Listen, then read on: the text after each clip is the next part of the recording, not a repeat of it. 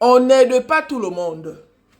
Toi qui as le bon cœur, toi qui es prête à tout pour aider les gens, toi qui n'aimes pas voir les gens souffrir, à partir d'aujourd'hui, attrape ton cœur. Parce que la majorité des personnes qui aiment aider là, la majorité des personnes qui se sacrifient pour les gens là, la majorité des personnes qui font pour les gens là, ma chérie, la majorité sont celles qui sont le plus malheureuses. Vouloir aider dans la majorité des cas, ça se retourne contre nous. D'accord? Voilà une sœur qui est victime. Elle est victime de sa gentillesse. Elle est victime de son bon cœur. Pourquoi? Parce qu'elle a voulu aider.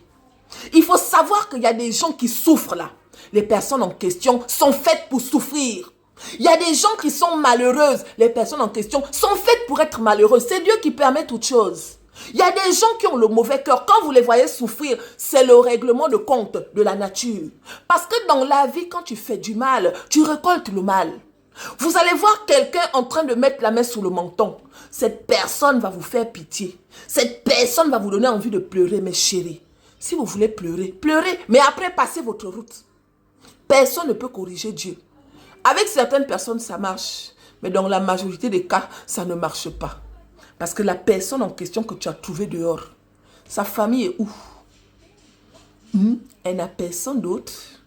Comme par hasard, c'est toi l'inconnu qui passait par là, qui est trop gentil, qui veut tendre la main à quelqu'un que tu ne connais pas.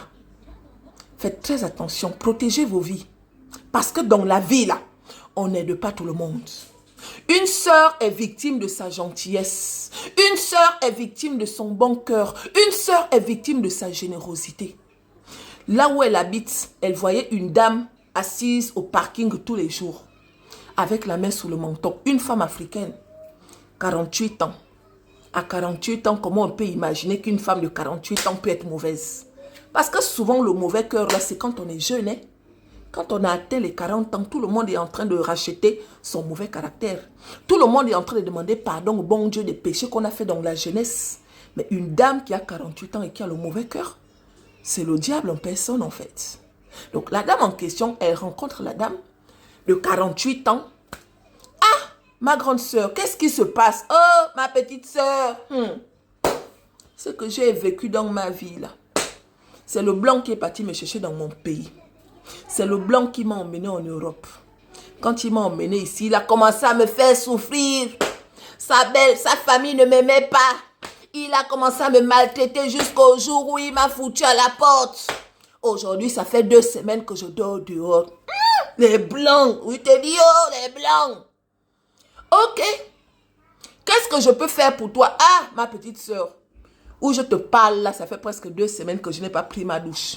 Je ne mange pas bien. Si tu peux seulement m'aider, me trouver un petit toit, le temps que je me remette. Et après, je vais te libérer. Ok. Je reviens demain. Je vais aller parler à mon mari. Comme ça, quand je finis de parler avec mon mari, s'il est d'accord, je reviendrai vers toi. La fille, elle va voir son mari, chéri. J'ai rencontré une dame de ma communauté, une femme africaine. Façon qu'elle m'a fait pitié. J'aimerais l'inviter à la maison. Le monsieur dit, mais attends. Toi, avec ton bon cœur là, tu n'as pas compris. Malgré les coups d'état que tu as vécu avec ta propre famille, maintenant c'est une étrangère. Tu penses que c'est ta propre famille qui a ton propre sang t'a poignardé. L'étrangère que tu ne connais pas, elle va te traiter comme... Oh, arrête! Vous les blancs, vous n'êtes pas généreux. Vous les blancs, vous êtes mauvais. D'ailleurs, la femme en question, c'est un blanc qui l'a foutu à la porte. Je ne peux pas laisser quelqu'un dormir dehors. Le monsieur a dit que pardon, ma femme. Je t'aime tellement. Pardon, on ne va pas se disputer. Si tu veux aller chercher la dame, vas-y. Mais il ne faut pas dire que je ne t'ai pas prévenu. Parce que moi, en tant que blanc, je te dis clairement que si quelqu'un est dans la rue, parfois sa place se trouve dans la rue. Mais comme tu ne veux pas m'écouter, vas-y. Oui, je m'en vais. Vous êtes comme ça. Vous ne croyez pas en Dieu. Oui, c'est le même Dieu qui a permis qu'elle soit dehors. Tu es naïve, oui. Je suis naïve. Elle est partie chercher la dame. Elle a emmené la dame chez elle. Les premiers jours, tout se passait bien. Les deuxièmes jours, tout se passait bien. Au fur et à mesure que le temps passait, la dame a commencé à planter ses racines dans la maison d'autrui.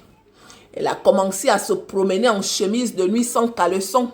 Elle a commencé à se promener en chemise de nuit sans soutien-gorge avec les seins bien tombés dans la maison des gens.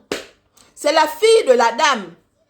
La fille de la sœur qui dit à la sœur que maman, la dame là, quand moi je la vois, elle a un comportement bizarre.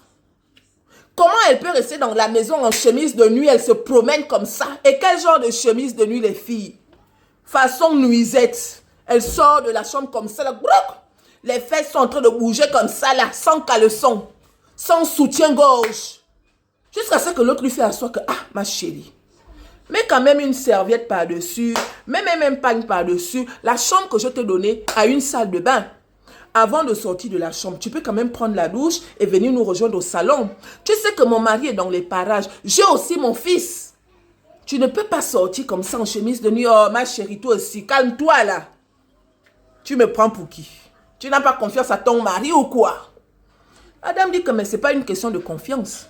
C'est une question de savoir-vivre. Quand on habite avec les gens, il faut au moins faire des choses qui ne vont pas déranger les gens. Elle dit, oh pardon, il ne faut pas me parler comme ça. Hein? Je ne suis pas une petite fille, hein? J'ai 48 ans. C'est les circonstances de la vie qui ont fait que je me retrouve comme ça. Donc, il ne faut pas me parler comme ça. Le ton commençait à hausser. Elle a plié le premier petit doigt. Un jour, elles sont à table. La fille a une petite discussion avec son mari, un genre. Quand le monsieur a répondu, genre, la fille a répondu, ah oui, et alors, blablabla, discussion. Voilà la dame qui prend la parole que, mais ma chérie, comment tu peux crier sur ton mari comme ça? Ce n'est pas bien ça. Tu cries sur ton mari, une femme qui crie sur ton mari, mais vraiment vous, hein? C'est vous là qui avez les comportements bizarres là, qui avez les maris. Nous autres qui sommes gentils avec les hommes là, on n'a pas les maris. Elle a plié le deuxième petit doigt. Un autre jour, ils sont au salon comme ça en train de papoter, genre. Un moment, quand elle va à la cuisine, elle trouve la dame en train d'expliquer les problèmes à son mari. Elle est en train de demander un prêt au beau-frère. Oh non, voilà. Donc, nanani, je te promets de te rendre et tout. Blablabla.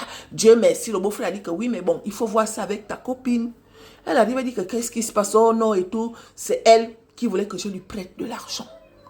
Elle dit que là, ça fait trop. Aïe. Aïe, là, ça fait trop. En plus des petits comportements, un genre que les petits démons ont toujours dans les maisons des gens là. Elle dit que ça fait trop, ma chérie. Tu vas me sauter pour aller demander à mon mari un prêt? Quoi? Mon mari et toi, vous êtes devenus trop proches au point que tu lui demandes de l'argent alors que je suis là, c'est grâce à moi que tu es là. Oh oui, mais je ne voulais pas que tu le prennes mal et tout, blablabla. Oui, je le prends mal. Comment tu peux me sauter et aller demander de l'argent à mon mari alors que c'est moi qui t'ai fait rentrer dans la maison? Déjà, ça a commencé quand? Pour que mon mari et toi, vous ayez le genre de conversation jusqu'à vous parler d'argent dans ma maison alors que je suis au salon, ma chérie. Qu'est-ce qui se passe? Oh oui, excuse-moi et tout, ne le prends pas mal. Elle a plié le troisième petit doigt. La goutte d'eau. Elle est à la maison comme ça et tout, blablabla. On l'a coupé le téléphone Orange. Ah, ma soeur, donne-moi d'abord ton téléphone. Je vais essayer d'appeler Orange pour leur dire qu'on m'a coupé la ligne et tout. Ah oui, il n'y a pas de problème. Quand elle compose le numéro de son mari, le numéro du mari est bien enregistré dans le téléphone avec le prénom du monsieur, genre Jean. Elle a dit que non, pour moi là, ça fait trop. On va s'asseoir, ma soeur. Ça fait déjà plus d'un mois que tu es là, non? Ton projet, c'est lequel? Tu comptes repartir quand? Parce que là, je sens qu'il y a la tension qui commence à s'installer. Tu vas repartir quand? Elle dit, oh, déjà, pourquoi tu me parles comme ça? Je t'ai bien dit que j'allais repartir. Tu ne peux pas commencer à me parler comme si j'étais une moins que rien. C'est vrai que ceci, c'est vrai que cela. La dame a dit que pardon, aïe, go, oust. Avant qu'elle ne parte, la femme est sortie de la maison. Commençait à lui dire que non. Moi, je voulais juste te dire que tes enfants me manquent de respect depuis que je suis là. Toi-même, tu me manques de respect. Tu crois que tu es qui? Tu crois que tu es quoi? Discussion chaud devant, chaud derrière. Jusqu'à ce que la dame a dit que peu importe ce que tu vas dire, pars de chez moi. Quand elle part comme ça là, c'est le monsieur maintenant qui vient lui dire que je te montre tous les messages que ta copine m'a envoyés. Donc à chaque fois qu'elle se disputait, elle envoyait les messages au monsieur que vraiment je suis désolée, hein, vraiment ta femme là on fait vraiment trop, hein, mais vraiment ta femme là comme si, hein, j'ai vu comment elle t'a parlé aujourd'hui, j'ai vu comment ceci, mais le monsieur ne disait pas ça, Dieu merci, le monsieur ne répondait pas. Parfois il disait que c'est pas grave, je l'aime comme ça et tout, nanani, nanana, les filles. Ne faites pas rentrer n'importe qui chez vous. On ne fait pas rentrer n'importe qui chez soi. On n'aide pas tout le monde. Il y a des gens qui doivent rester malheureuses parce que c'est Dieu qui permet toutes choses. Il y a des gens que vous allez voir souffrir. Vous voulez les aider. C'est des personnes qui ont fait du mal hier. Aujourd'hui, ils sont tout simplement en train de payer. Aider la personne, ça veut dire que tu tolères le mal qu'elle a fait. Ne soyez pas complice du diable. D'accord?